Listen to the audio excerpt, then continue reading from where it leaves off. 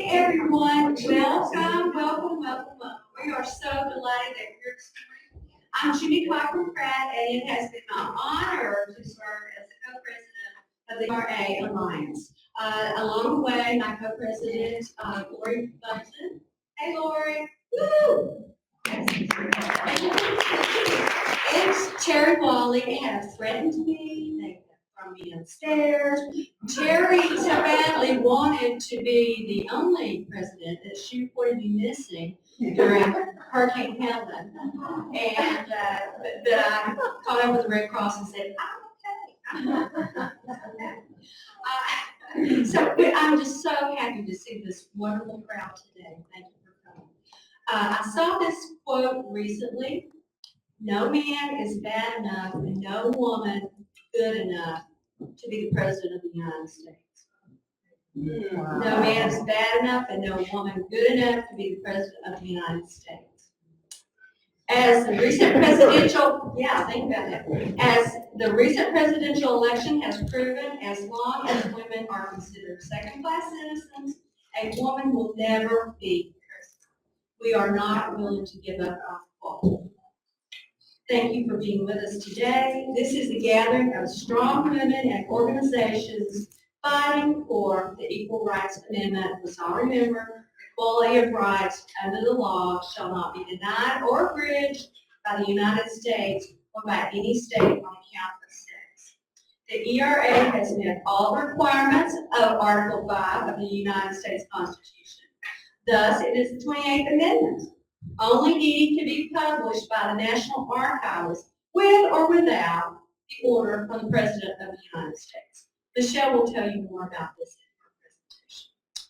As co-presidents of the Alliance, Terry Wally and I are the first to say that our leadership has not resulted in the publication of the ERA or the North Carolina General Assembly adding the ERA to the state constitution, but we have made significant headway.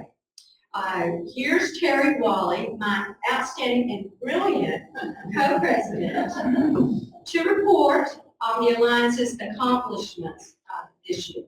Terry? All right.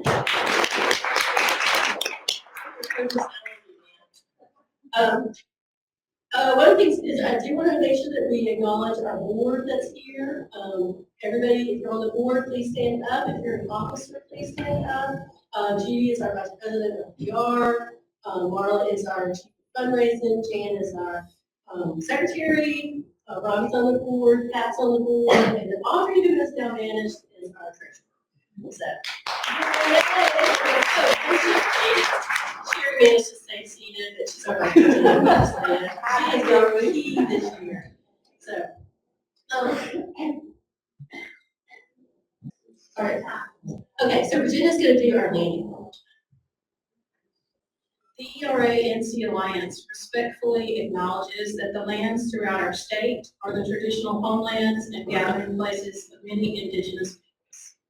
This land we stand on today once belonged to indigenous people of the tribes of Swara, Kiowa, Eno, and Sissimahaw. Before their land was stolen and they experienced forced removal by colonizers. I invite you to hear these words. O Great Spirit, whose voice I hear in the winds, hear me. I need your strength and wisdom.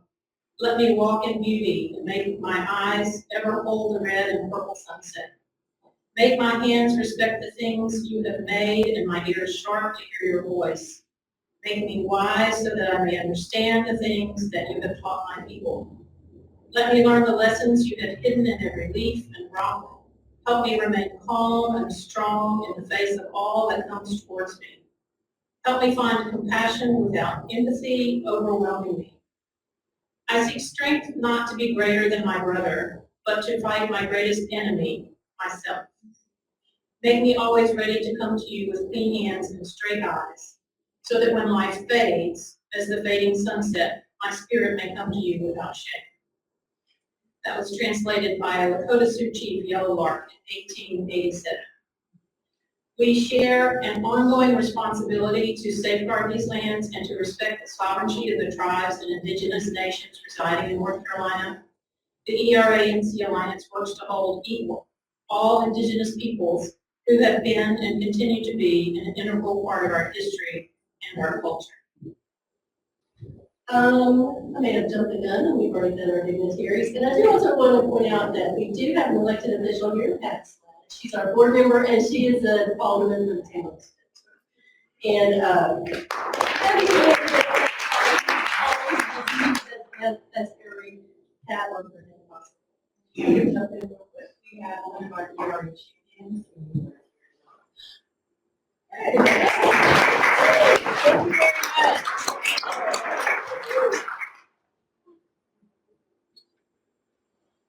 All right, and then also want to make sure that we recognize our lead boards. We've got, that we have a tremendous number of organizations that help us all along the way. American Association of University Women of North Carolina, the ACLU, the Democratic Women of North Carolina, the League of Women Voters of North Carolina, North Carolina Association of Women Attorneys, North Carolina Business and Professional Women, NC Justice Center, National Organization for Women, Women's Forum of Tennessee, and Women. So let's give a round of applause. They give us a lot of money and a lot of time, so we really appreciate that. All right, so when I started thinking about what all the things that we've done this year, I went back and looked at last year's annual meeting to see, okay, what is it that we said we were going to do? And honestly, I think we can pat ourselves on the back because we really achieved a lot of what we set out to do. When Jeannie and I took office in 2023, we were both very frustrated about the federal Equal Rights Amendment, and as I've said many times, the federal ERA is like the playing circle in LaGuardia that just never comes before a mandate. So we've had steps forward in 2024 on the national front, and you're going to hear a lot about them today. Michele Thorne is going to tell us about the American Bar Association's resolution and what that's going to mean for the future of the ERA. On the federal level, the U.S. House established an ERA caucus, which is a great thing. And both the House and the Senate have resolutions in their chambers pending that would both remove the 1982 time limit and declare the ERA as the 28th Amendment of the U.S. Constitution. So, and we have done, as an alliance, we have done all of our part on the federal level too. We have persuaded all of our pro-women members of our congressional delegation to sign on to all those House bills. You know, we don't have anyone in the Senate, unfortunately. And then we also have Congresswoman Alma Adams and Valerie Bushey, who longtime ERA champions, are both in the ERA caucus in the U.S. House. So that's been a tremendous thing for us. We really are grateful to all of our congressmen because they really listen to us when we ask them to do something. You're going to be a lot more limited in 2025 on the federal level because we're going to only have 4 pro-ERA members in Congress. We also continue to demand that President Joe Biden order the archivists to publish the ERA.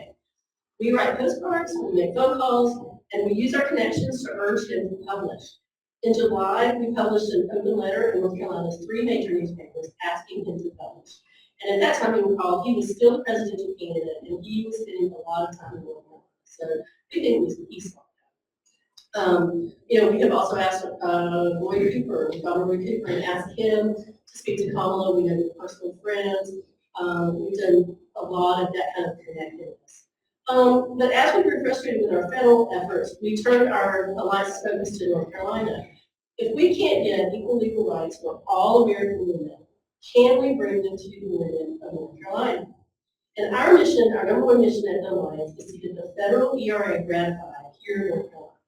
And even though 38 states have already ratified, it is still important for us to ratify.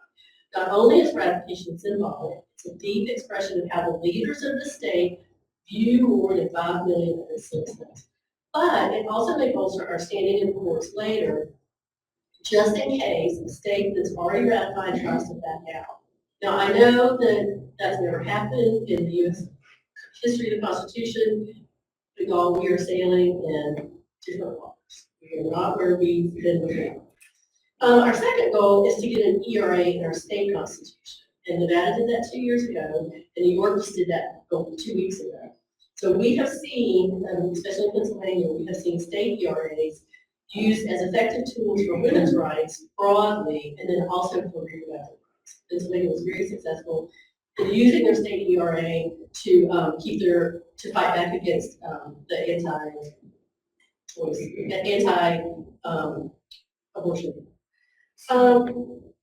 Excuse me.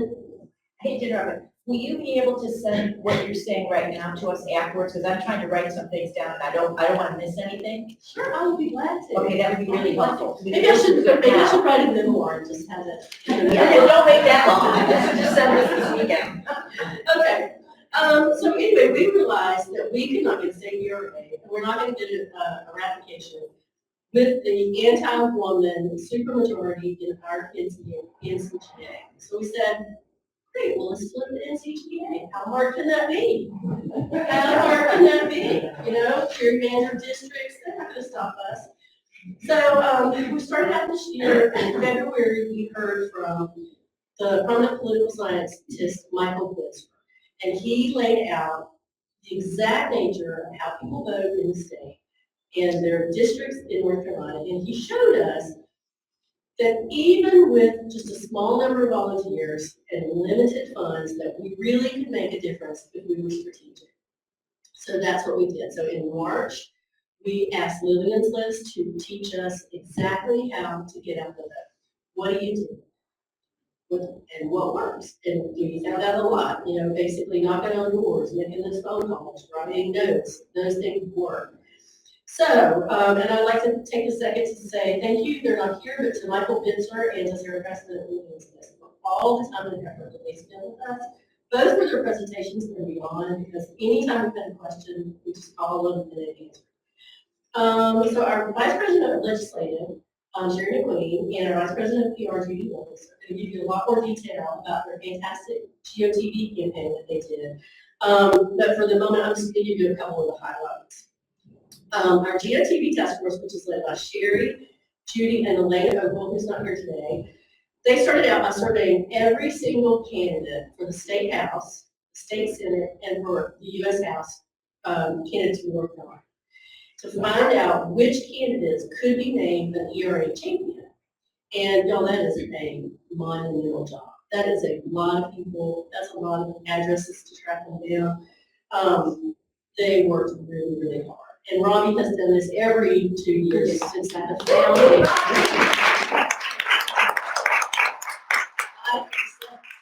Yes. So we took their answers and we posted them to our website so that voters could see for themselves who is a pro ERA. We do not endorse, that's very clear, we do not endorse candidates, but you can be a champion, and that means that you support our issue, which is important. So in one race, we had a Republican and a Democrat who were both champions. And, you know, the more pro ERA person won that race. And then, as you'll see from Sherry and Judy, we honed in on 4 races, 3 in the State House and then 1 in the State Senate. And the upshot is, we did it. We broke the NCGA super.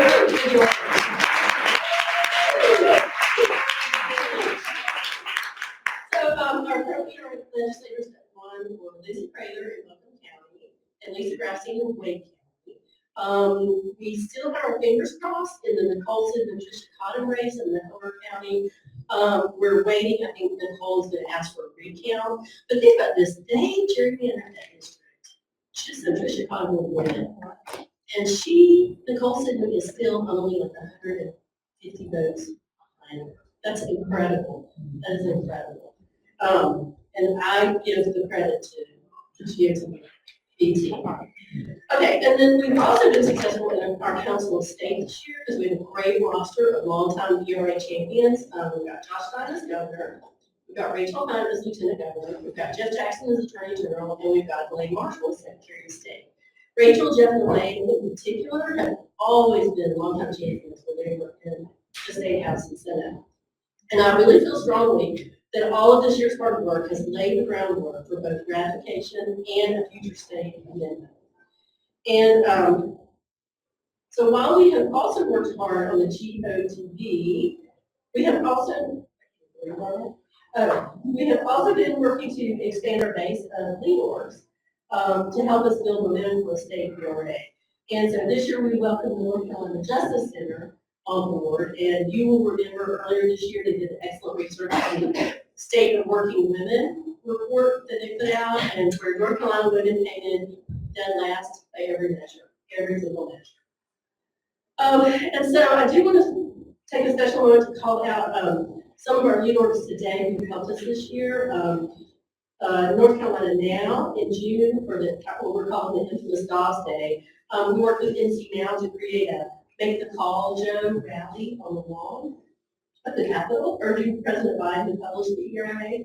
For Women's Equality Day in August, the League of Women Voters U.S. reaffirmed its commitment to the ERA and called on Biden to publish, as well as to have Congress pass the resolutions.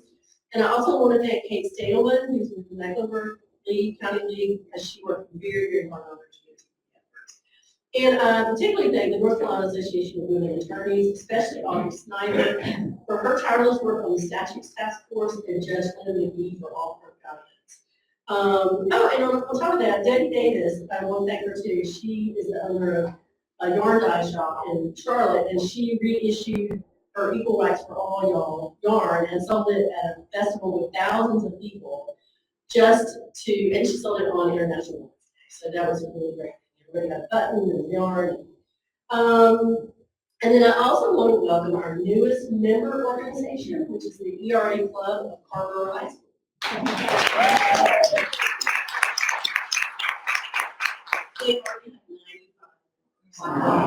Isn't that incredible?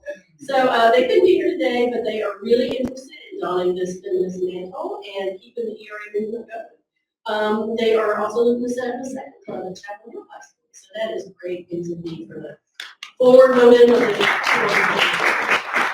So our driving goal from now until August, that is getting Joe Biden to publish.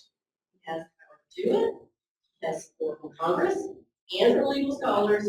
And I strongly believe that by making 52% of this nation first-class citizens, he would leave a legacy to rival Abraham Lincoln. I mean, he would. It's right up there with the Emancipation Proclamation. So we want to ask you to do what you can, whether that's write a postcard or make a phone call, and most importantly, think about your connections. I think that's one of the ways it's going to happen. Is whoever can whisper in his ear and say, hush. So let's think of this instead of 3 degrees from Kevin Bacon. Let's think of 3 degrees from President Biden. Who do you know? They know who they know. And it's a lot of people. I mean, we really know more people than we do. So, and the right person to talk to Biden is going to be the saving grace for you. So, thank you.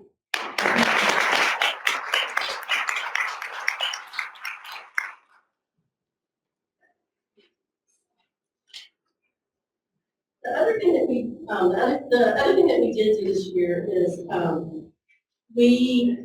you'll recall that a few years ago, Winston-Salem went through all of our statutes, our pro bono from Winston-Salem, and that is 45,000 pages of statutes. They had thousands of hours, 85 lawyers poring over the statutes, and they did it for us for free.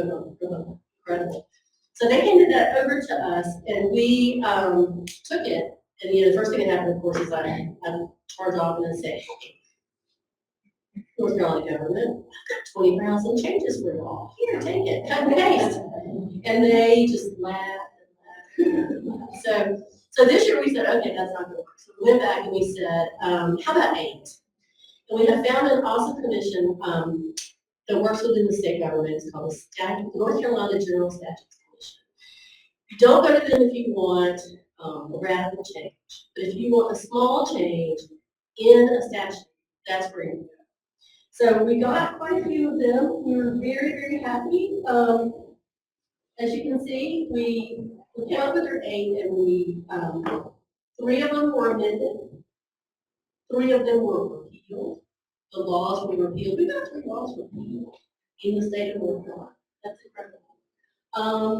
One of them we dropped, and one of them the commission dropped. So I'm going to read you this report from Ann Lombrock. She was my co-chair of the Statutes Commission, and she's not able to be here today, so she handed me this report to you. The past 14 months, a General Statutes Task Force of the Alliance has been working on the North Carolina laws that unnecessarily discriminate. With the immeasurable help of Audrey Snyder, we focused on the General Statutes Commission appointed by the North Carolina General Assembly and consisting of faculty from each law school in North Carolina, as well as one representative and one senator from the General Assembly. Initially, we presented the commission with the full report, then they asked us to come back, and then we narrowed it down to 9. And as you can see, 4 statutes amended, 3 repealed, and 1 was dropped by us, and 1 was dropped by the commission.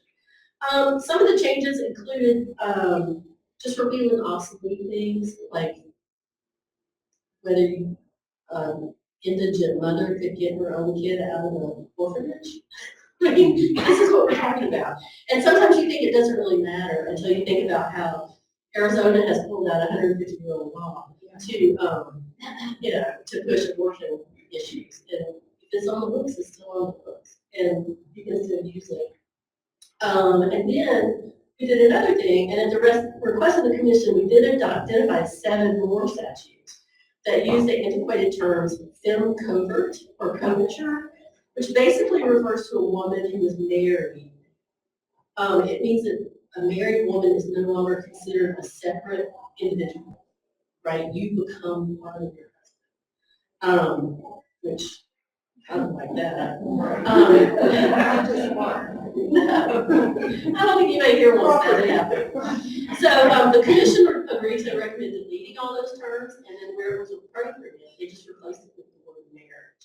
And that's in keeping with the current marriage laws. And these were all included in their technical corrections bill. So that is, 7 out of those 7 were corrected by the commission. Then the Alliance Task Force brought another 41 statutes, which listed protected classes and referred to either sex and or gender. There's a lot of inconsistency in the laws. Our recommendation was to replace them all with sex, gender, because sex, gender, race, color, all these different categories. And then because of the wide variance on every one of the statutes, whether it was employment or elections or insurance or education, they decided that was too broad and that they would have to consider all those statutes individually. So in May, they submitted the bill, House Bill 917, to the State House, and their introductory paragraph included the words, "There is no known opposition to this bill." The House did pass it, but it is currently sitting in the Senate, and nothing is happening. So our friend of the commission said that he expects they will just refile the same bill in the new session, and then hopefully it will go forward. The one statute that we were unhappy about was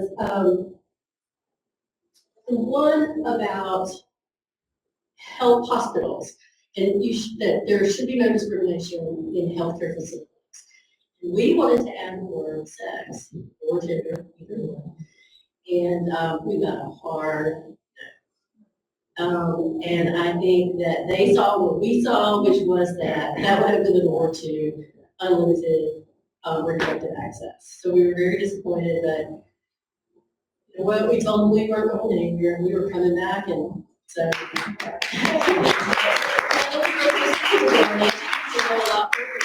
Statute commission too. And also I wanted to thank our champion, Julie Wynn. She wrote a letter and had a lot of Democrats sign it, saying that they really support this work in the commission. It did kick up a little backlash because Republican the Senate House member said, "Well, it looks like this is only signed by Democrats." And I said, "Well, you said you were going to go talk to your caucus and see what they had to say, and I assumed you meant your Republican caucus, so I thought we needed to know what the Democrats thought too." And he didn't say anything after that. So I do appreciate them going to all that trouble to have that signed. And then one of the things that we did want you to know, across this entire bill, we did not even ask for this, but the commission also made in 21 different places in this bill, they fixed the pronouns. And they fixed the pronoun issue, and so that was not even something we asked for. So I really feel hopeful that going forward, that the bill writers are going to be cognizant of gender in the statutes and make them gender.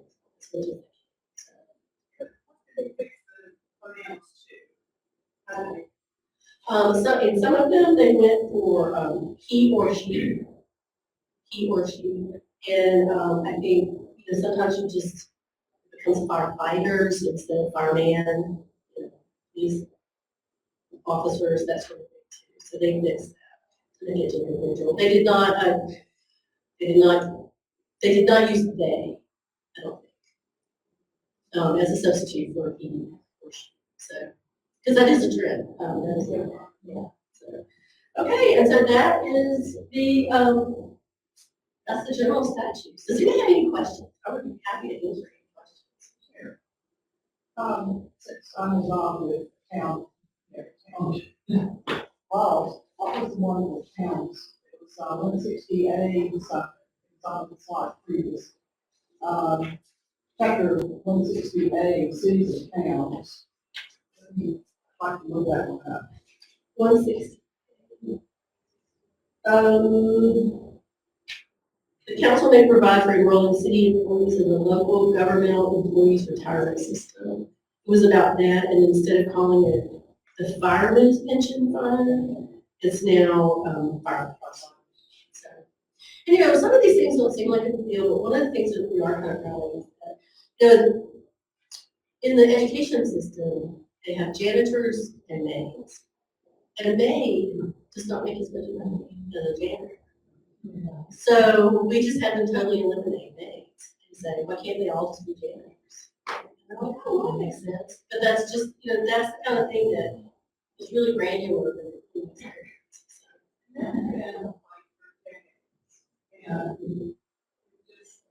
wouldn't see it 40 years ago. Wouldn't even see it 20 years ago. Right, exactly. All right, next up, are there any other questions? How much do you get paid?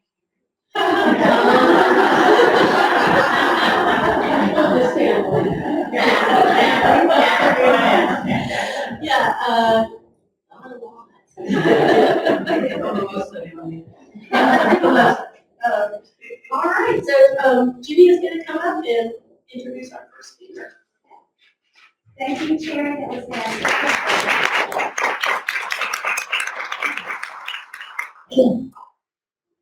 Just a reminder, we are all volunteers here and we amaze ourselves every day.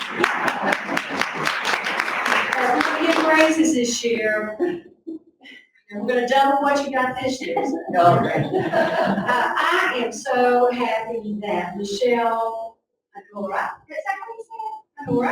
Thorne agreed to be our keynote speaker today.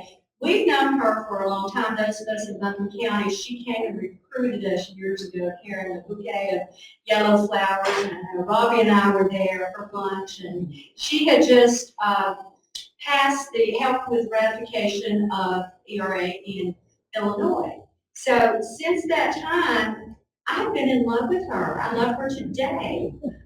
We communicate often, and we're just thrilled that you're here, Michele. She is an Illinois attorney and an advocate for the Equal Rights Amendment. Michele has written widely on the ERA, including legislative resolutions, nationally syndicated opinion pieces, and a law journal article citing in a filing with the U.S. Supreme Court. So we're busy.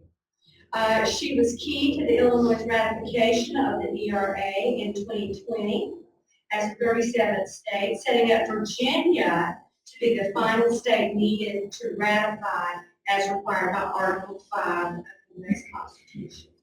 Michele is highly regarded by her peers as a constitutional scholar and an expert. Michele, and here's where I let Michele write her own bio. And she says, Michele credits the ERA-NC Alliance for inspiring her, and ERA advocates around the country, and admires the Alliance's creativity, positivity, wisdom, and grit. Thank you, Michelle. You're so nice. I don't know how many of you have learned to do Zoom. We do Zoom a lot. And what I find is very much a confidence builder. You're sitting in your living room and you're talking to all these other people, and you may say things that you would never say before, but they're important. And we just say them, and other people hear them, and Michelle admires us. Okay, Michelle is has been instrumental in assisting the Alliance in the matters of history, background, constitutional basis. So for many of the efforts we have done, she has been a help. She is the epitome of professionalism, and I consider her a very close friend who rarely tells me no to a request. And I love that about Michelle is a member of the ERA Committee of the American Bar Association. In August of this year, and this is a big deal, people. In August of this year, the ABA affirmed that the Equal Rights Amendment is the 28th Amendment to the United States Constitution. We invited Michelle to speak with us today about the ABA's ERA report and resolution and what comes next, and anything we've inspired her to say by our hard work this year. Michelle?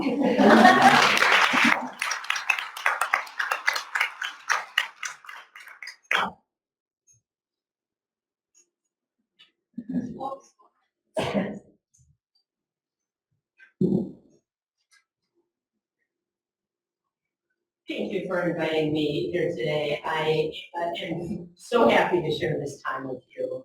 And I'm so happy to take care of the assignment I was given, and put an introduction, by the way. But the assignment I was given was to talk about what happened at the ABA this summer.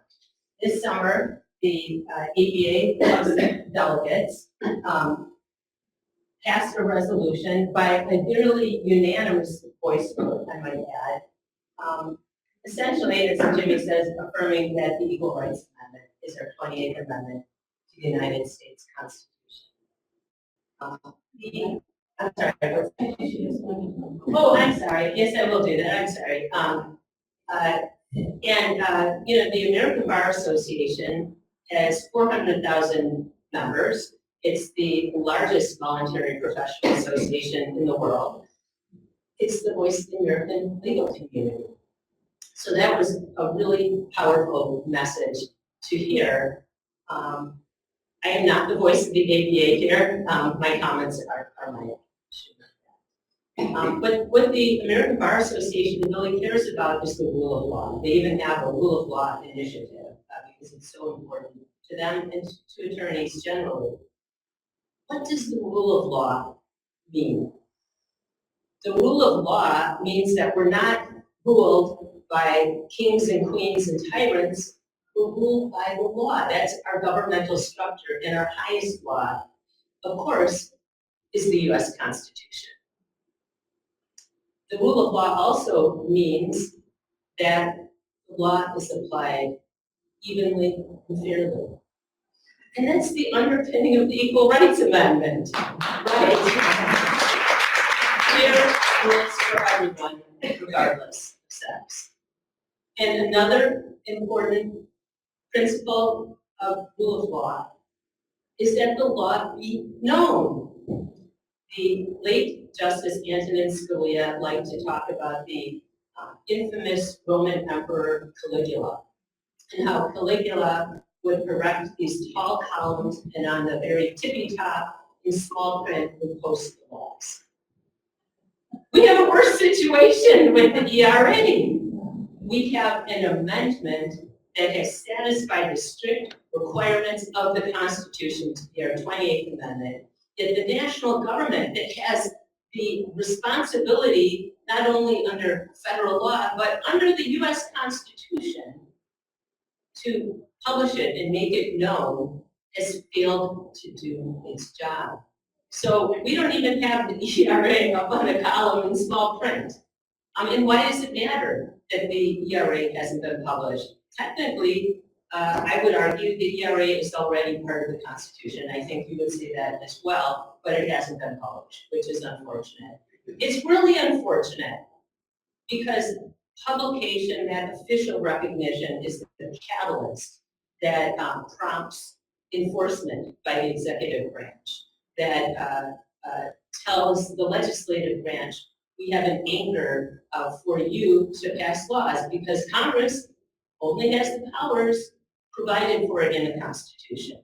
Our Constitution gives the national government powers, but it also limits them. So if Congress wants to pass a law, it has to find an anchor in the Constitution.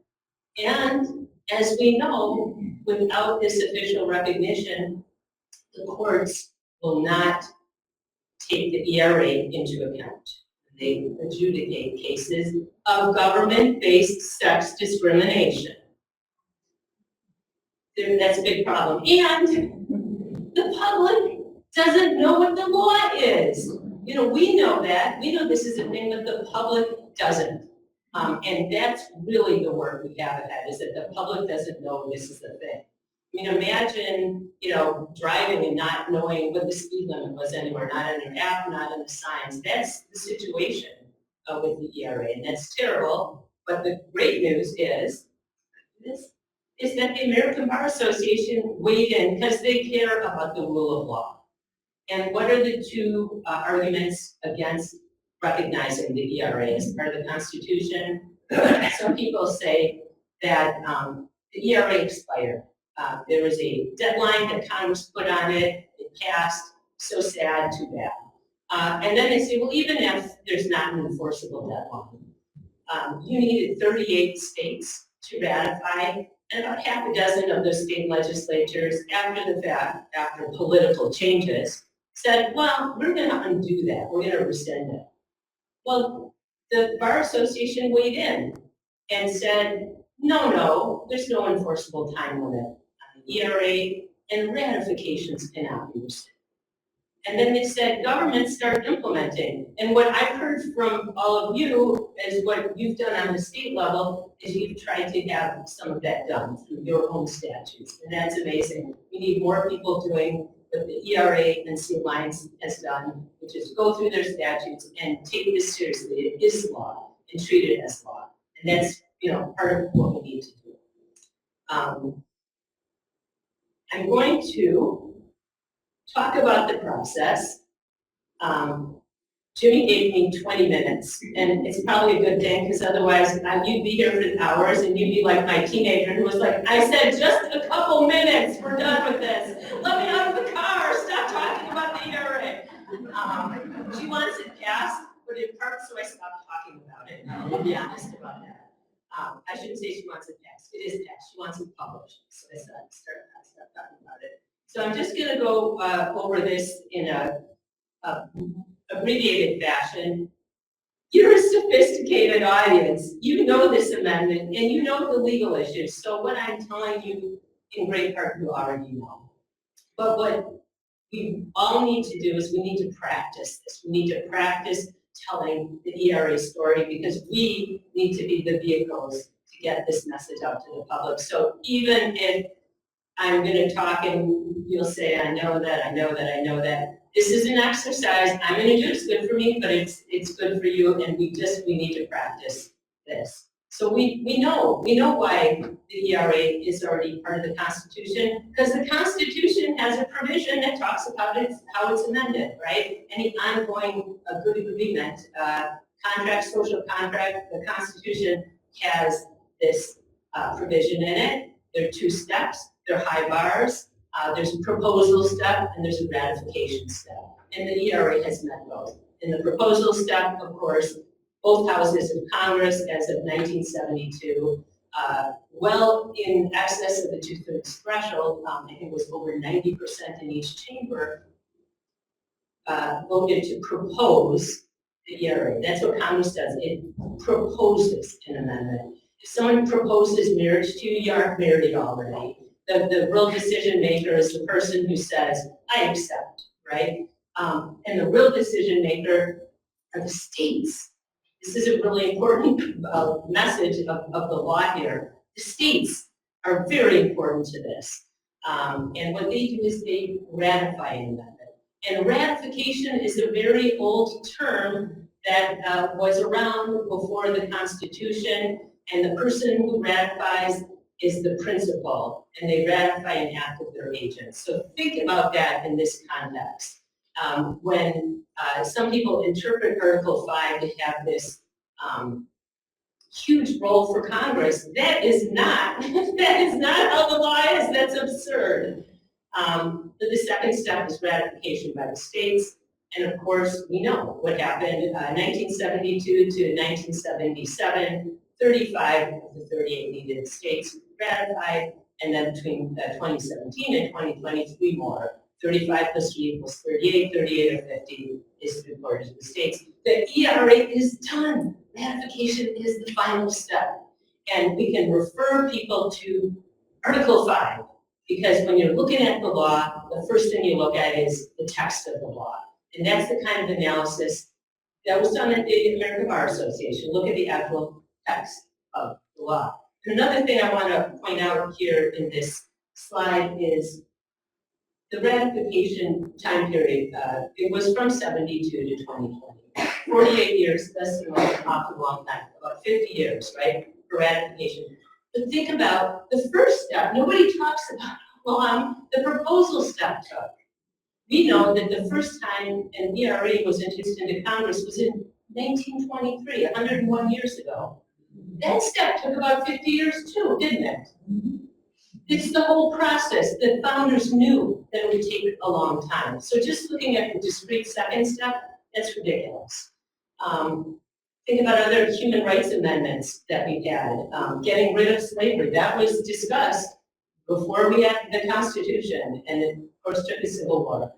Women's suffrage, how long did that take? So think about some of those amendments.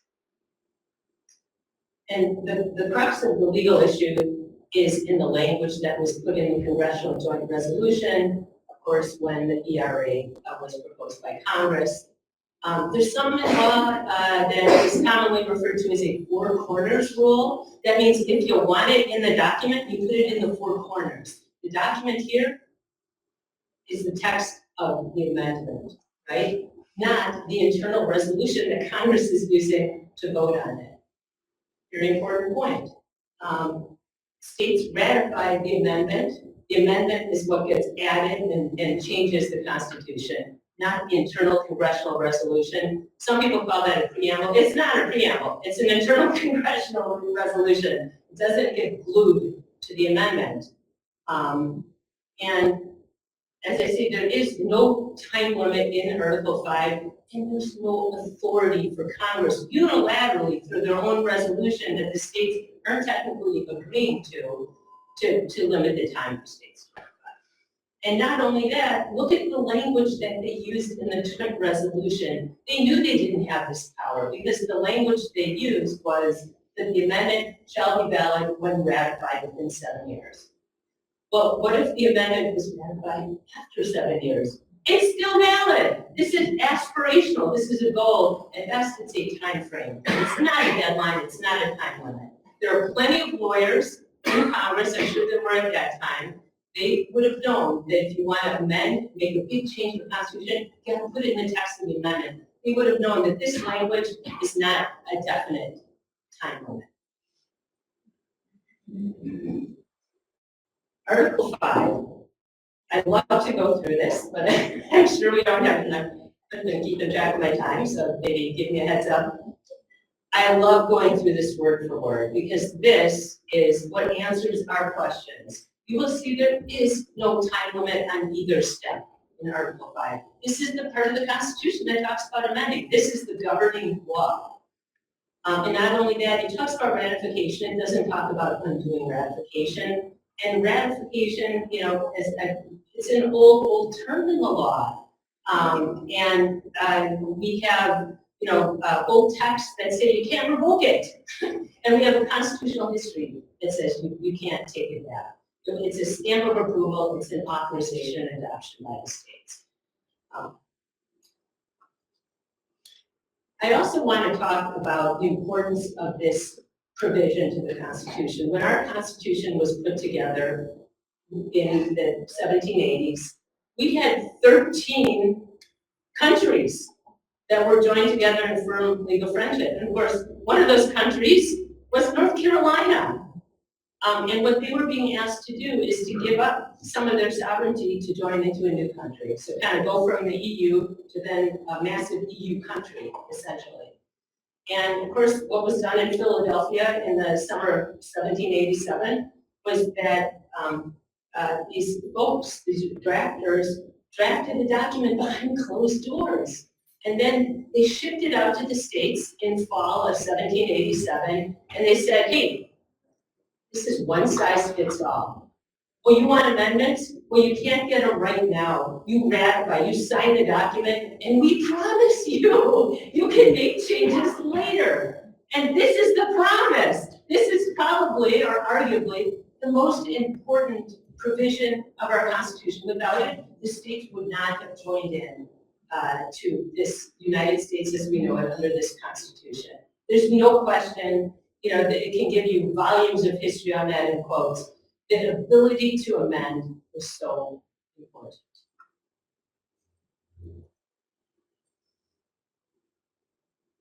And how do we know that? Well, gosh, you know what? We can look at the notes of the ratification conventions. And James Madison had said, when you're talking about interpreting the Constitution, and again, this assumes ambiguity, by the way, which I would say there's no ambiguity in Article 5, but if you're trying to interpret the Constitution, don't look at what the drafters said, like the Federalist Papers, for example, which, quite frankly, only were part of the New York decision, and apparently was didn't even go beyond a certain area of New York. And we always talk about the Federalist Papers. Well, that was a document prepared by the Federalists, the national government lovers, right? The people who drafted the Constitution. And there's another legal rule which says if there's an interpretation question, it's against the drafter of the document. Nobody talks about that. And James Madison is right when he said, if you want to know about interpreting the Constitution, look at the ratification conventions, because they're the ones who accepted. Who are the ratification conventions? Those are the state delegates at each level who made the decision on whether to ratify. And North Carolina is fascinating, because what North Carolina did at the first convention that they held in summer of 1788 in Hillsborough is they said, you know what? We do not like this Constitution as it's written. We don't like this idea of one size fits all. We're not sure that we believe that we're actually going to be able to amend the Constitution. And they also knew that if they did ratify the U.S. Constitution, there are no takebacks, there are no rescissions, right? And they also said in their discussions that, well, no problem, because we can always ratify it later. And think of that. So essentially what North Carolina did is they voted to not ratify at their first convention. A stunning, stunning move. And they were not part of the United States for a period of time. They had to send an ambassador to the first Congress. And think of what had and why did they do that? Because one of the reasons was they wanted a Bill of Rights. There were a lot of states that said that. A lot of states had a Bill of Rights in their constitutions protecting the individuals. And North Carolina made the bold move to say, we're not in yet. And and part of the discussion were things, the discussions have been amazing if you read through it, but freedom of religion, there's a long discussion at the Hillsborough Convention. Well, what if there's a dominant group? Then are they going to subjugate the other people? And think about also the Bill of Rights. Okay, I told you a lot of states had them at the state level. It was really important for these North Carolina delegates, not only to have it at the state level, but the national level. Think of it. Very important to have human rights and political rights at the national level so that your rights don't vary as you go from state to state. Does that sound familiar? And that's what the Hillsborough Convention did for us. You know, North Carolina was one of the more populous states in the middle of states that had ratified. There were only two states left that when the government began, it had ratified North Carolina on principle, and Rhode Island, which some historians call Rogue Island, because they never played well with others, is my understanding. They didn't show up at meetings, they didn't want to be a part of things. They probably, in part, prompted this constitution, because the other arrangements weren't working, because Rhode Island was screwing it up, quite frankly, because they didn't play well. But anyway, that's my general take on what I've read. But we got a Bill of Rights in fall of 1789, and then shortly thereafter, wow, look, there's a new convention in North Carolina, and they ratified the Constitution because they understood that we could, amend the Constitution.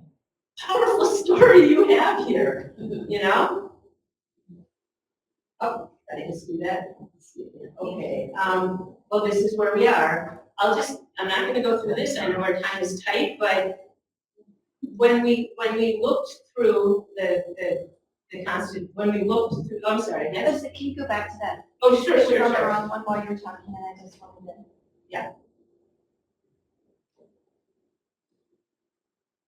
Thank you. Yeah, so when we reviewed the legal issues relating to the ERA, we didn't just look at the text. We didn't just look at the sort of the drafting and acceptance history, but we looked at the constitutional history and the case law. And we don't have time for me to go through all of these things, or most of them, but I'll tell you that the arguments against on the basis of constitutional history are very poor. And the arguments for recognizing the ERA as our 28th Amendment are incredibly strong. You all know about the 27th Amendment, right? That's the most recent amendment to be officially recognized as part of the Constitution. And you all know that the 27th Amendment was part of the document that included the Bill of Rights. Those were the first 12 amendments that were sent out in 1789. 2 of them weren't fully ratified. So the 10 Bill of Rights, were put in place. This was one of them, the Congressional Pay Amendment, or the Madison Amendment, because James Madison drafted it. So, of course, the ratification period for the 27th Amendment was from 1789 to 1992, over 200 years. Is there a time limit on ratifications? I don't think so. And the other story that the 27th Amendment tells us is because it was added in 1992. That's a really important thing to keep in mind, because I think one thing that ERA advocates need to do more of is to explain 1982. Because the common thinking is, well, the ERA, either they think the ERA is in the Constitution or, oh, the ERA died in 1982. Well, it wasn't necessarily based on the law. I will say it is not based on the law, but it was based on custom, because prior to that time, all amendments that have been added to the Constitution have been ratified in 40 years or less. So think about that. This was a dramatic change, and that changes the whole game. And of course, when the 27th Amendment was added by the Bush administration, they said, well, it's met the strict requirements of the Constitution. The Constitution doesn't have a time limit, so it's our 27th Amendment. So there you go, right? And here we are talking about the Equal Rights Amendment. I mean, it's so fun to advocate for the Equal Rights Amendment, because the arguments against the Equal Rights Amendment are, I want the law to be unfair. I mean, it's like a lawyer's dream to advocate for the ERA, right? It's a rule of fairness. It's an arena in which fairness can be decided based on legal principles. But another thing to mention is Section 3 of, this is the text of the ERA. This amendment shall take effect 2 years after the date of ratification. Well, gosh, that's a time frame that changes Article 5. Because normally under Article 5, an amendment goes into effect right away. Gosh, it was important when this was drafted to have the 2-year lag to correct the laws on the books. wow, isn't it funny? They put that in the text of the amendment. That's where you put something where you want to change the Constitution, including its procedural and amendment provision.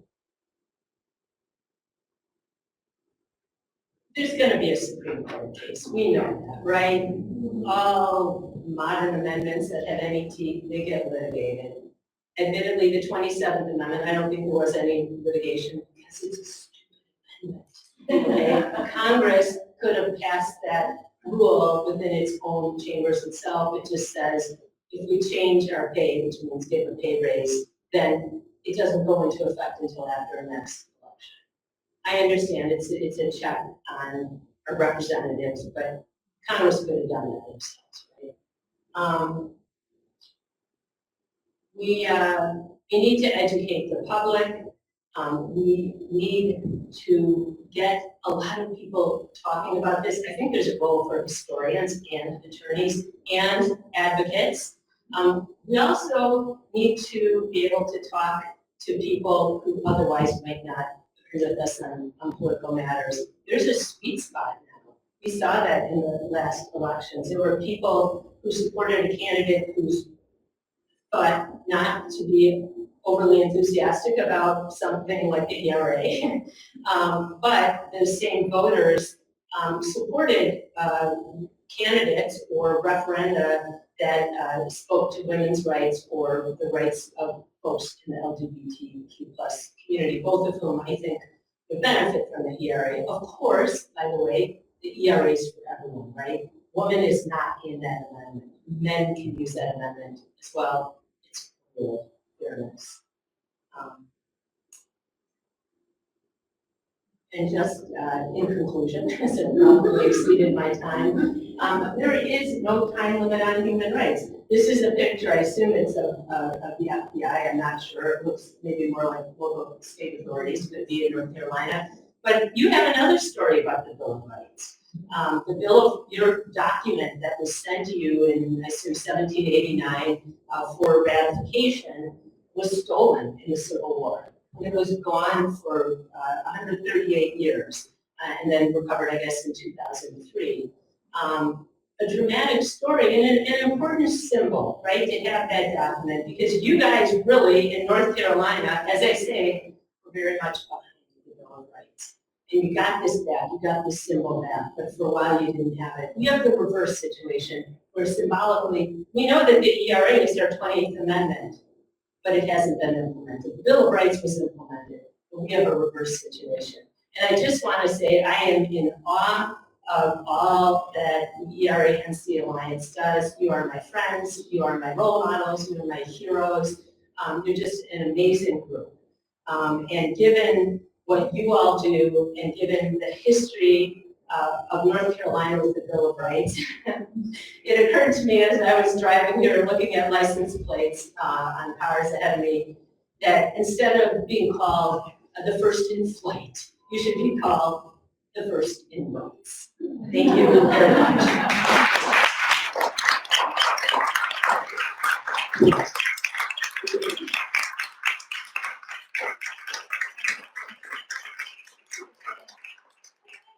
So I hope that you can answer all the questions you stirred up. So I'll just let you follow those comments. Oh, that's very nice, and again, I haven't been keeping track of time, and I don't want to encroach or whatever, so let me know. Yes. Hi, you said that the bill was ratified, and then it was ratified or not. But you also said that it is in the Constitution. So what's Good point. It is in the Constitution, so someone at this point could file a lawsuit on the basis of that. The problem is, because it's in effect, according to me and to prominent legal scholars, once an amendment is ratified, it's part of the Constitution. There was a case, I think it was Lesser v. Garnett, regarding women's suffrage amendment. And it said, and a prohibition too. Once it satisfies the Constitution, it's in.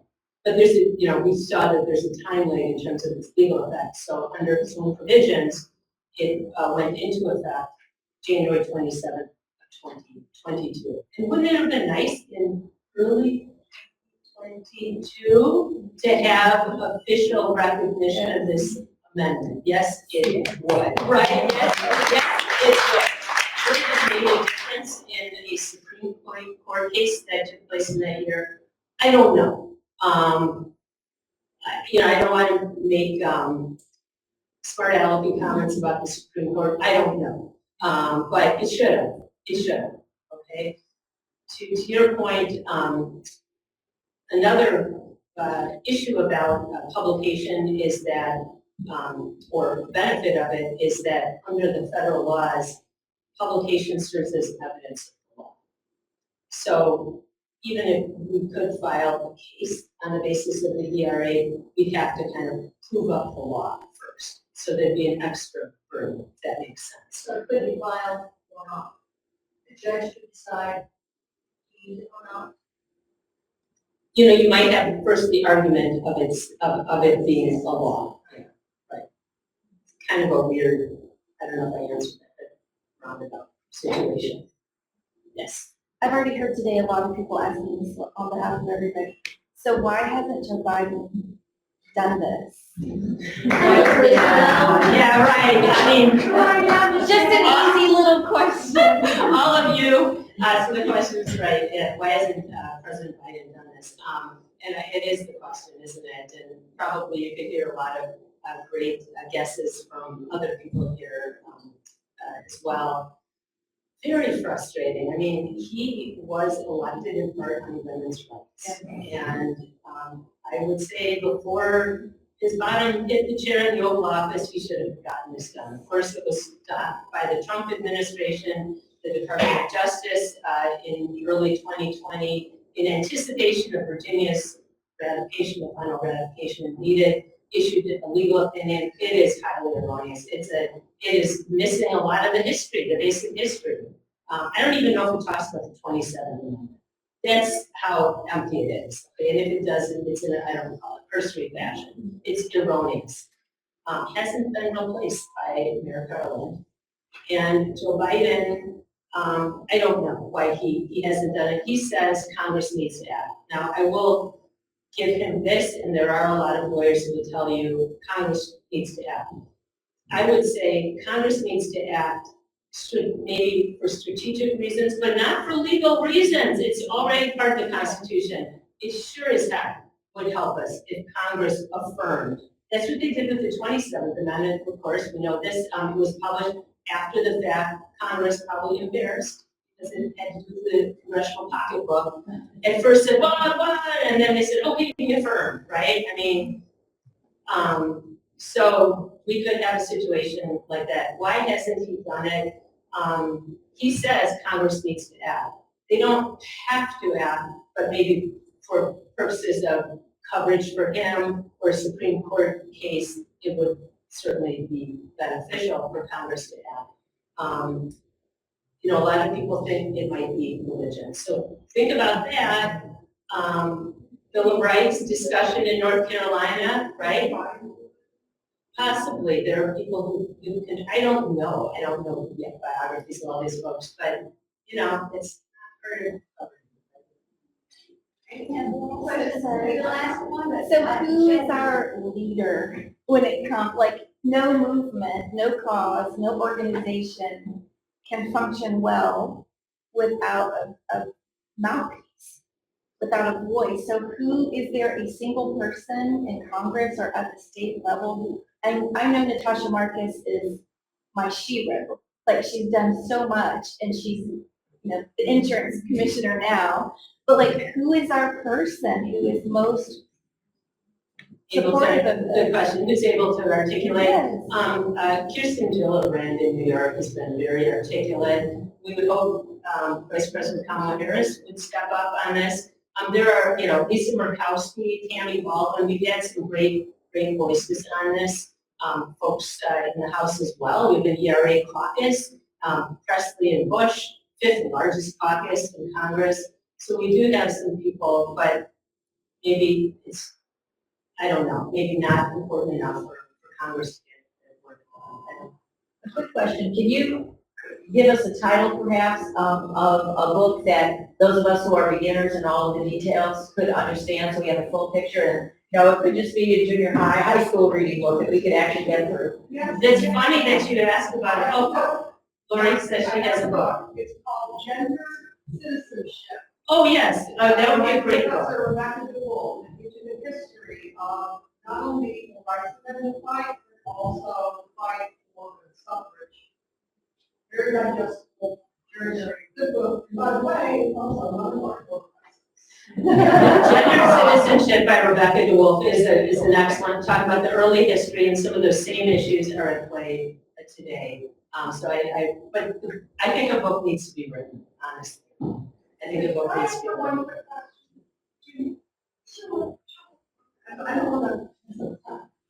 Okay, so this question, I'm on the board for Choice MC. So in addition to working with the alliances that work, the alliance for whatever, I'm also a very strong advocate for reproductive rights. Texas was one of the first states to have an actual equal rights amendment, and yet Texas has one of the most draconian laws. To your knowledge, has anyone filed a lawsuit to basically say the ERA in Texas should have prohibited this forced coercion of women without doing anything? Lori asked, was there any case in Texas enforcing their state ERAs? I don't know, but that, I don't follow all that as carefully as I should, so that doesn't necessarily mean much. We certainly had some interesting decisions in Pennsylvania based on a state ERA saying, basically undoing or speaking against the decision that, the Dobbs decision that came up in 2022 and reasoning it correctly. We had decisions from New Mexico and Connecticut from decades ago that said, hey, when you're talking about poor women and they have medically necessary reproductive health needs, you can't use a different definition of medically necessary for them when you're talking about Medicaid than you use for everybody else. That's a violation of our state ERAs. And it speaks to the Hyde Amendment, right, which talks about federal money. So we can go on and on. So it's being done. We have new ERAs that have been added. Sorry, Jimmy, but yeah, I don't know about Texas. Thank you all. Great questions. We have lots of primers. We have Equal Means Equal, a film, and then Legalize Equality. We also have a new film that's called Ratified that will catch up everybody on the Virginia ratification. So we can get you up and running. You won't need Michelle to come live in your house. It's great. And Michelle, thank you so much.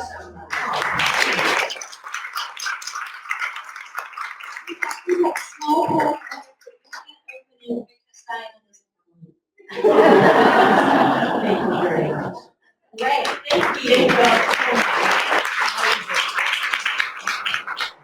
All very good questions, and thank you, because you are American. You either think it's passed already or you want more information. Thank you so much. Okay, it is my delight to tell you that League of Women Voters is such an important league organization in the Alliance, and we appreciate their support and leadership of the USA President of the League of Women Voters, Dianna Wynn. We are so fortunate to have you with us today. Who all are leaguers in here? Woo-hoo! Okay, we got a bunch. Dianna Wynn was elected President of the League of Women Voters of the United States in 2024. Dianna was originally elected to the League of Women Voters U.S. Board in 2022. North Carolina women do things. They do. They get up and they get elected to things. Prior to joining the League of Women Voters U.S. Board, Dianna was president of the League of Women Voters of Wake County in Raleigh, and some of you are in the same chapter. Yay. She is past president of the ACLU of North Carolina, and she served on that board for several years. They're one of our newer league organizations. Dianna has over 35 years of experience delivering training to businesses, government agencies, nonprofits, and adult learners providing training in essential communication skills. She also told me that drinking before you speak is probably not the best idea, so I'm saving my mimosa. Diana also had almost a decade of experience as a trial consultant working with attorney clients in judicial nationwide. Is that like bull? That is a misunderstanding of the word. We need to hear more. She was a full-time faculty member at several colleges and taught courses at the University of Maryland and the University of District of Columbia. She is the co-author of several college textbooks, including Working in Groups, Think Communications, The Challenge of Communicating, Working in Groups. Diana has an MS in Communications with a minor in Political Science, yay, and a BA in Speech Communications and an AA in Administration of Justice. She's a life member of the National Communication Association. In 2019, UNC Chapel Hill Center for the Study of the American South included Diana in their oral histories of notable women in North Carolina. Quite an honor. Congratulations. Born in Arizona and raised in Texas and California, Diana currently lives in Cary, North Carolina. And I would ask you to please help me welcome Diana.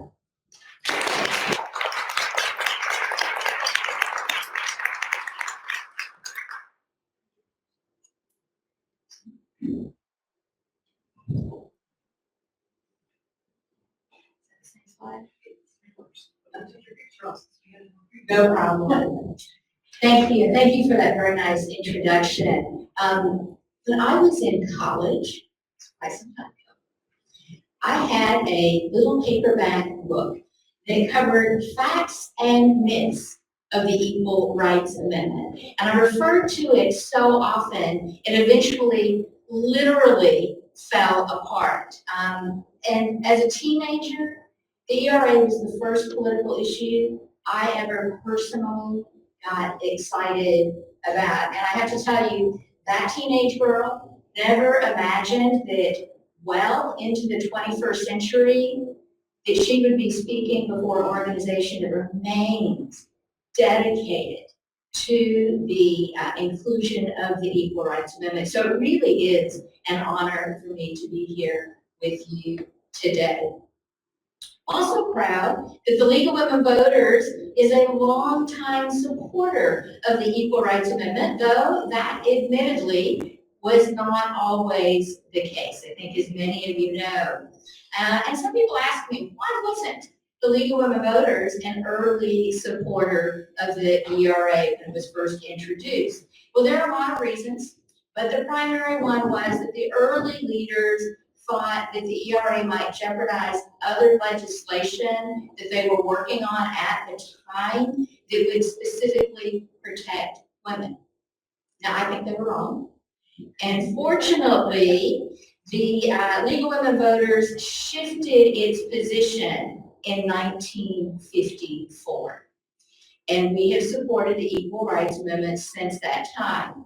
Today, and for the last number of years, and during, the height of the fight for the Equal Rights Amendment, the League has made it a priority issue. It is literally a priority issue that our members have voted on, along with voting rights related issues. I was just on a meeting Wednesday with our state leaders from across the nation, and our staff and our board members. And part of that meeting was specifically to talk to our chief counsel about what they are doing about the ERA. And number one is pressuring the Biden administration to publish the ERA before so just sending out action alerts. And I hope some of you have done that either for the League or for other organizations. And those, those letters are going directly to the White House and to the Vice President. So it's really important we keep that pressure up. And I would suggest to you, if you've already sent one, send another, right? Send another. But today, I'm not really here to talk about the ERA specifically. I think that you've heard a lot of really great information about where we are in the ERA, how we got there. I'm talking about women's engagement in democracy more broadly. So I'm going to be talking a little bit about the history of the suffrage movement for a couple of reasons. One, that suffrage movement helped secure our voting rights so we could engage more fully in democracy, and because our foremothers displayed what I call radical hope, something that we are going to need going forward, and I'll talk about more in a few minutes.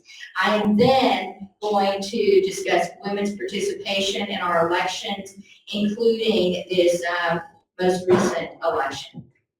Now, the first Women's Rights Convention in the United States was held in Seneca Falls, New York in 1848. I think many of you are aware of that.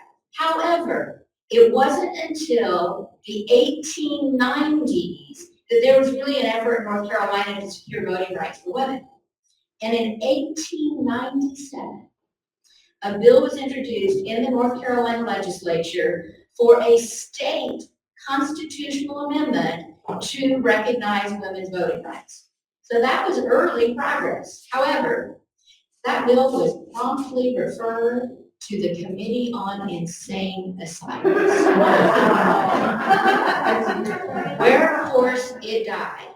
Now, I believe that the men of our 19th century legislature were making a very clear statement about what they thought about women's voting. But isn't this how women's demands for equal rights is often met by people in power with derision, ridicule, and dismissiveness? Unfortunately, the fight for women's suffrage did not go well in North Carolina. The North Carolina legislature did not ratify the 19th Amendment in 1920. Nevertheless, of course, it did become law. By the way, the North Carolina legislature did eventually ratify the 19th Amendment, but not until 1971, over 50 years later. And I would suggest that our state legislature's failure to now ratify the ERA is also a failure to learn from its past mistakes when it comes to women's rights. So what motivated the women of the 19th and early 20th century to persist in their fight for voting rights in the face of seemingly insurmountable challenges for 72 years? I believe they possessed what psychologists call radical hope. And I believe that radical hope also inspired suffragist Alice Paul to begin the fight for the Equal Rights Amendment in 1923. Now, it's important to note, well, I talked about the 19th Amendment. The 19th Amendment primarily benefited white women at the time, right?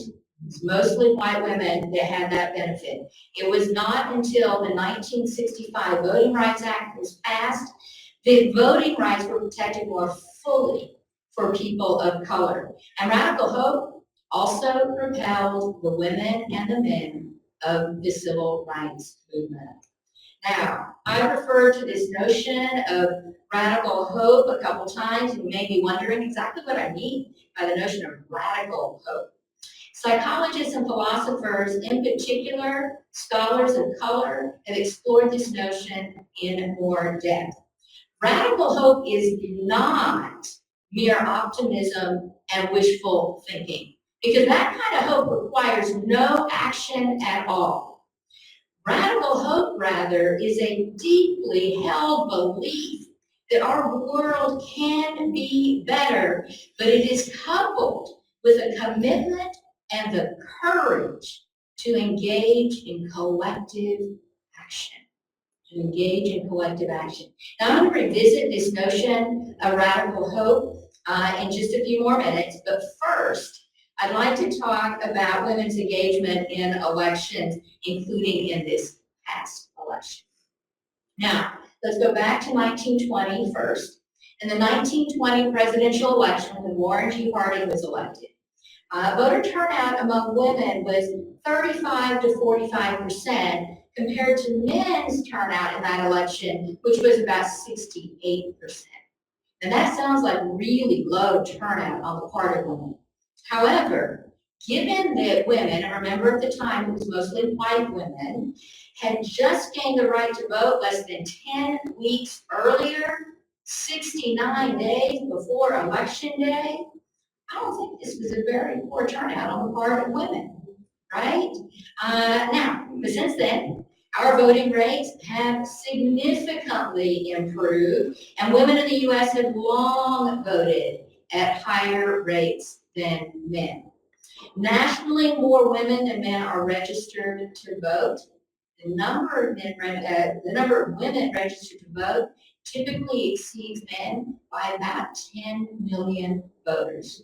About 10 million voters. And I would expect to see something similar when we get all the data in from this election. Now, since 1980, in presidential elections, the proportion of eligible women turning out to vote has exceeded the proportion of eligible men turning out to vote since 1980, and that's in terms of proportion. But, as you can see in this chart, the number of women voters has exceeded the number of men voting in every presidential election since 1964. Since 1964. Now, I don't have final numbers, of course, for this year's election, but exit polling suggests that approximately 53% were women voters and 44% were men voters. So women are showing up to vote. But I must point out that women are not necessarily a monolithic voting bloc, right? After all, it was a woman, Phyllis Schlafly, who led the fight in opposition of the Equal Rights Amendment. So in his last election, 53% of all women voters, it appears, supported Harris. But a substantial number of women, 46%, voted for Trump. So again, not a monolithic voting bloc. But I will also say, women's voting patterns are much better understood when they're examined in conjunction with other demographic factors like education and race. For example, an estimated 53% of white women voted for Trump, compared to 46% of white women supporting Harris. Compare that to Black women's voting patterns, where 89% of Black women voters supported Harris this election. Now let's look at women's voting rates specifically here in North Carolina. In 2020, women accounted for 56% of all voters in North Carolina. Now, I don't have final numbers for North Carolina this election, but I have some initial data based on exit polling. And exit polls suggest that in North Carolina this year, 55% of voters were women, compared to men being 44% of voters in the North Carolina election this year. So how does that compare to other states?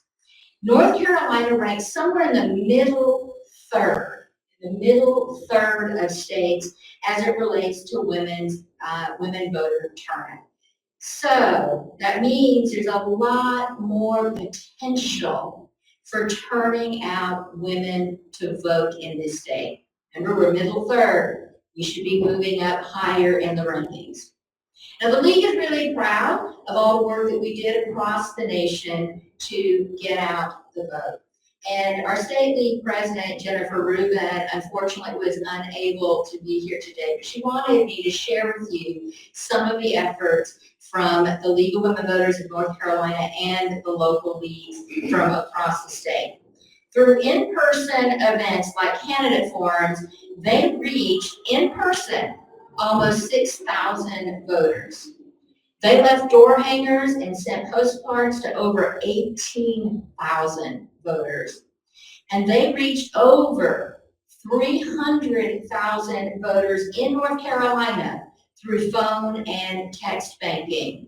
I will tell you, their outreach efforts, the data on it, is going to dramatically increase when we have the data back from our vote411.org platform, which I happen to know we are breaking records across the nation in terms of our engagement on online engagement on that particular platform.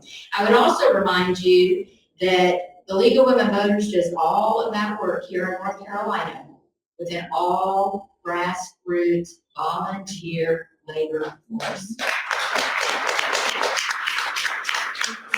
Now, I talked a little bit about women's voting rates, but despite women's tendency to outpace men in voting, North Carolina women remain underrepresented in elected office.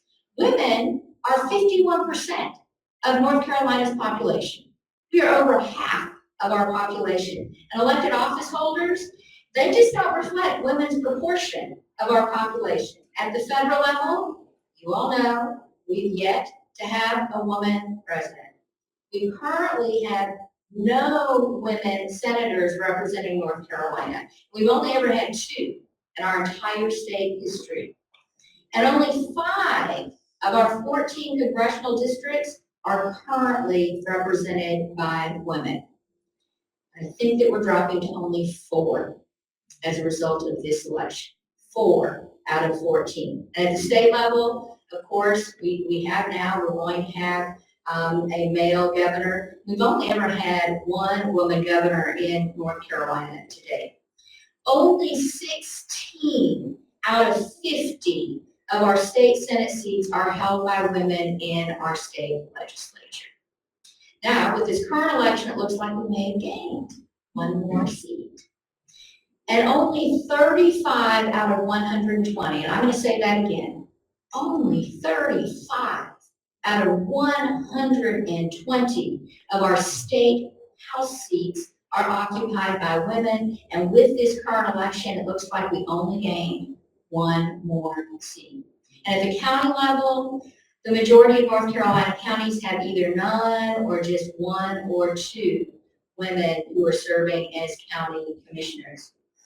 Now, as you can see from this chart, women's representation in the North Carolina State Legislature has slowly improved since 1975. That's the good news. However, at our current rate, I hate telling you all, I hate seeing this statistic. At our current rate, women will not reach parity with men in the state legislature until 2084. That is 60 years from now. And that is just not soon enough. Now, I'm not saying that the men in office aren't doing a good job. You all can be the judge of that. The reality is that fewer women than men actually run for office across the nation and in North Carolina. Typically, women candidates are outnumbered 3 to 1 in our elections. So outnumbered 3 to 1. So why don't women run as often than men? I will tell you, we could spend the whole day talking about why more women don't run for office. There are lots of reasons, and some of them are very complex. I'm just going to highlight a few. Child care and elder care responsibilities, they tend to disproportionately fall to women. That means they have less time to run for office and less time to hold office. Less personal wealth, right? Women don't tend to have the same level of wealth as men. So what does that mean? Less money to fund their own campaign, but I will say the research also suggests that when women run, they are good fundraisers. So it's not like they can't get the money to run. But if a woman wants to or needs to contribute significantly to the income of her household, elected office is not going to seem as appealing because most offices don't pay that well, right?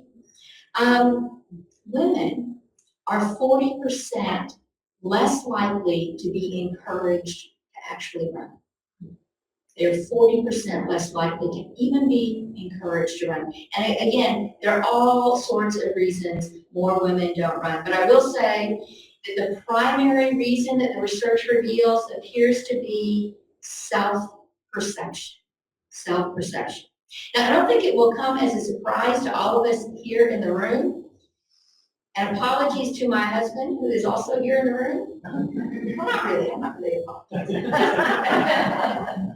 Men are more likely to see themselves as qualified to hold office, right? And we know that that's the case in the private sector too. Incompetent men view themselves as qualified to hold just about any political office. I'm not going to go any further. Women are half as likely to see themselves holding office. However, when women run in North Carolina, they tend to win. They tend to win. Now, I don't have data yet for this election, but let's look at the 2020 election, when we had a lot of women running. In 2020, specifically in North Carolina elections, women accounted for roughly 1/3 of the candidates. So far fewer than half, only about 1/3. For those who had to run in a primary election, almost half of those women won their primary election, even though they only accounted for 1/3 of the candidates. And for all those that ran in a general election, almost 65% of the women on the ballot won their race, again, having only been 1/3 of the candidates. So women can run for office, they can fundraise to, fund that campaign, and they can win. But we need to encourage more women to run for office, and quite frankly, we need to send girls and women the message that they are qualified to hold those positions.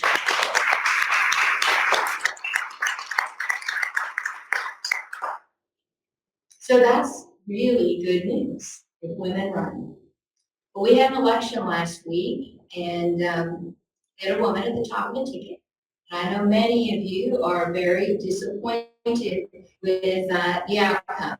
So this may not feel very encouraging to you in this moment, especially because we will have a new president in January whose campaign, quite frankly, was tinged with racism and sexism throughout the election season. I do not underestimate the challenges that we are going to face as we move ahead. So the fight ahead of us will require radical hope. So I'm going to turn to that subject again and share with you exactly what I mean about it. Fortunately, psychologists provide us with a framework for moving forward with radical hope by doing the following. Understand our history of injustice, but importantly, be aware of the acts of resistance that were taken. It's important that we learn from our past as we continue to move forward, so we don't lose sight of our history. And as you all know, it's been a long history, the fight for women's rights. Recognize and be proud of those who came before us in this work. We are not the first activists to do this work, right? And we must not lose sight of what we and those who came before us have in fact achieved. We also need to embrace a collective vision of the future. Now, I think that those of us here in this room, we do share a collective vision, a vision of an equitable world for everyone, including women. So when we are faced with hostility and derision and dismissiveness, like women have faced whenever we have fought for our rights, We take strength from the fact that a vision for a better world is shared by so many others. Finally, and most importantly, radical hope fuels and is fueled by collective action. Action is what sets radical hope apart from simple hope. And I want to be clear about this. Radical hope is not necessarily radical action, okay? Radical hope is not necessarily radical action, but radical hope drives activism in all its forms, both large and small. The Carnegie Endowment for International Peace published an article earlier this year titled, "On the Front Lines, Women's Mobilization for Democracy in an Era of Backsliding." And the article observes that there has been an erosion in old and new democracies in every region of the world, including in the United States. And I think that you all are aware of that.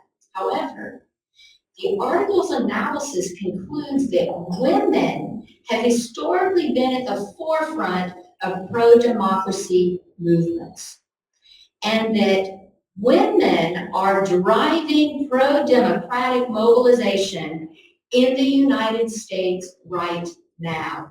And I take hope in the knowledge that women are going to be at the forefront in the fight ahead.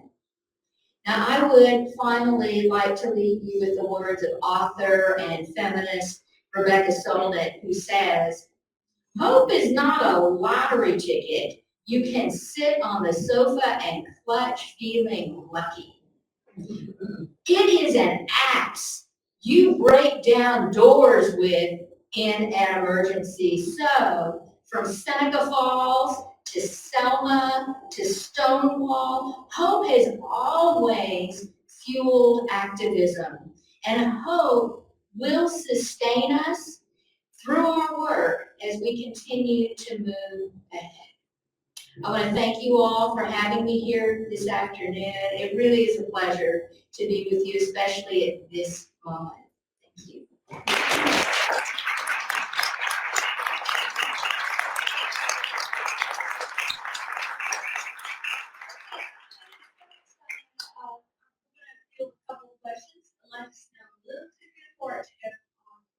Right. Got a question over to the right here. I'm wondering, with all the organizations here today, what specifically we're doing to handle guilty and thought with other black women through the issue? Like black and brown. Yeah, this is what I'm saying. Like black and brown women have been asking to do for longer than I've been alive. I'm not talking about anything coming to elections or what are any organizations represented here today that are looking to change the thought with other white women? So I don't know if there's an organization that specifically and overtly articulated a mission to change the thought processes for white women. And again, no matter what we do, they're not going to be a monolithic voting bloc. You know, I mean, women, we have seen historically, very often have voted against their own interests, including in the fight for voting rights, right? There were women who were opposed to women's suffrage. Look, there's going to be a lot of analysis about the why as it relates to the outcome of this election. So I don't have, any, insider insight. But when people are asking me, what I think drove the election, number one, racism. Number two, sexism. Number three, mis and disinformation. Yeah. Mis and disinformation. Now, the league does have a specific campaign, a very specific national campaign for combating mis and disinformation. Now, that is not targeted specifically to only white women. This is a problem across our electorate. And when we talk about changing the hearts and minds of women as it relates to race, I don't think it's just women. I think our nation, disappointingly has not come as far along as we had hoped it had as it relates to both racial and gender equity. So what can we do? I mean, I think that we are all incumbent on one, checking ourselves, right? Checking ourselves. You may not be as woke as you think you are. Implicit bias is real and you need to catch that in yourselves. And I do think that you need to call it out. You need to call it out. And I know that's uncomfortable, right? We're going into Thanksgiving. I'm telling you, call it out. When you're at that table. But, I do think that we have very important principles on the line. Racial and gender equity are too important to prioritize politeness over that. Now, of course, there's time and place that your relationships when you can do that. Call it out, and then join with like-minded organizations to do this work. And in the end, we can only bring those along with us who share our values and principles. But there are enough of us. There are enough of us in order to make changes in this nation. I have a question. Where are you speaking next as the USA representative? I will be in Florida next. Before the election, I was in Georgia, I was in Florida, I was in Pennsylvania, and our fabulous CEO, Sue Stewart, she was in Michigan and Nevada and Arizona, so kind of divide and conquer some of those states. But we'll be speaking right this year. I think that we're a variety of communities here across the state. I'm here in Winston-Salem. The Ministers' Conference is very active in many ways to combat racism, and not necessarily focusing on sexism, but it has elected women to be the president of the group. Well, more than once, and there are other women serving in leadership too. So if you have that group in your community, and the Ministers' Conference is a group of Black pastors who graciously allows white people to join, and and lay people, and doing what we can in this community to combat racism. I mean, as you mentioned that, it brings to mind the work of Anna Julia Cooper, who was originally born in North Carolina and born into enslavement. She ended up leaving North Carolina, but she, in the 1800s, wrote what is generally recognized as the first Black feminist writing. And a lot of what she was doing was calling out the clergy about the inclusion of women. Yeah.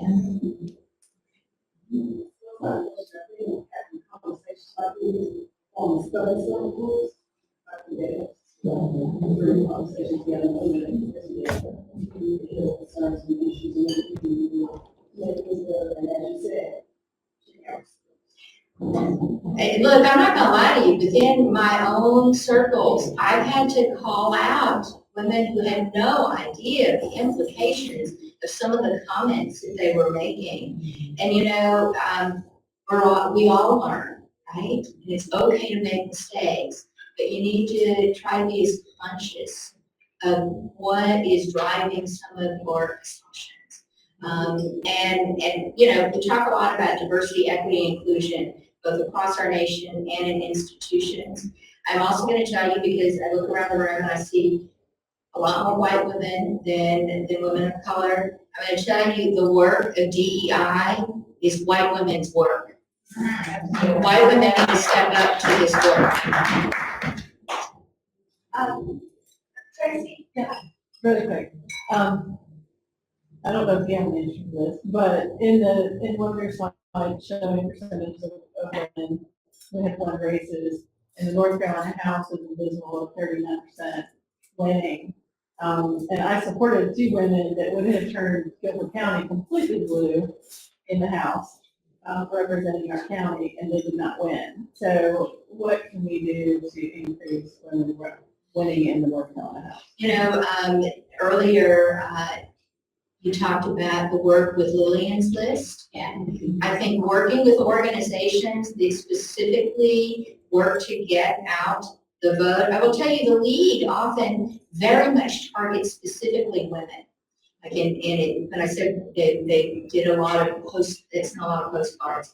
A lot of times what they're doing is they're pulling down lists of women in particular from a database system of women who have voted but they don't regularly vote. So participate with groups like the league, get advice from Lillian's List and other professionals who do the work of get out the vote.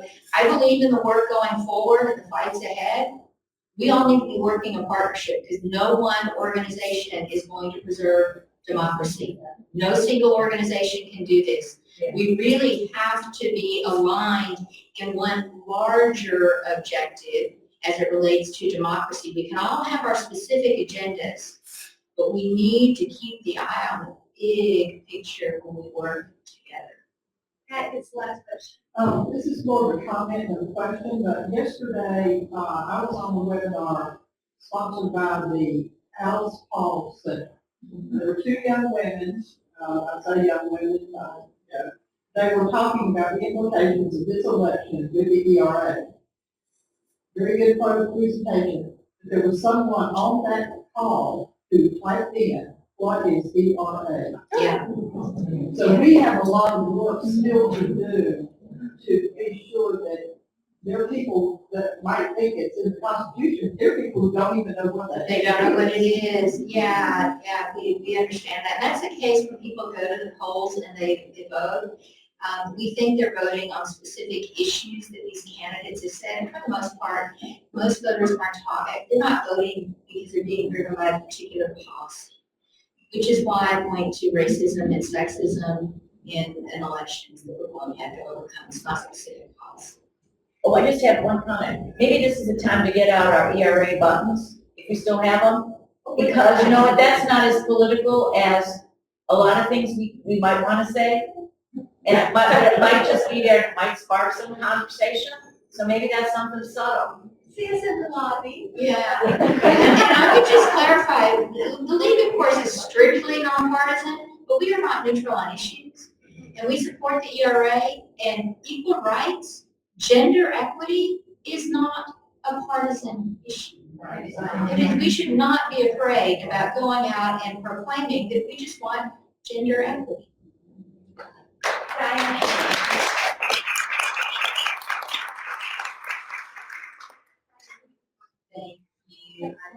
You're welcome. And one of the stars of the day is Mark Marshall, who has arranged lunch and is going to tell us all about it. Hi, everybody. All right, lunch is served, but I just want to tell you, in the meantime, as you're getting seated again, don't ignore the little placards that are at your table. There are actions you can take right now. You can take a picture of it if you want to do it later as well. And then we're going to deliver postcards to President Biden's office along with the equality. So I'll put some extra ones at your table. If you want me to address them, you just say, okay, Mr. Biden, we need you to publish the ERA before you leave office or something, whatever. But no postage, anything like that. If you take cards with you though, you do need postage. So if you fill them out, just leave them here for us.